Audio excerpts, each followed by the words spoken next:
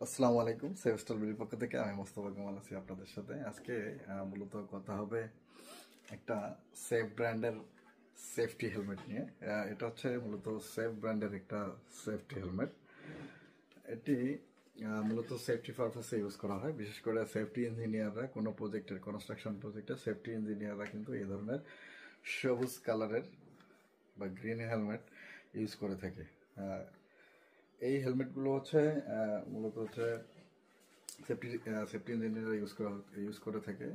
তারা হচ্ছে তাদের মাথার সেফটির জন্য এই ধরনের সেফটি হেলমেটগুলো কিন্তু ইউজ করে। এটার যে লোগোগুলো রয়েছে এটা রিফ্লেকটিভ। আর এই হেলমেটটার সুবিধা হচ্ছে রাতের বেলা যদি কোনো কর্মচারী কাজ করে তাকে ডিটেক্ট করা যাবে এটার মাধ্যমে।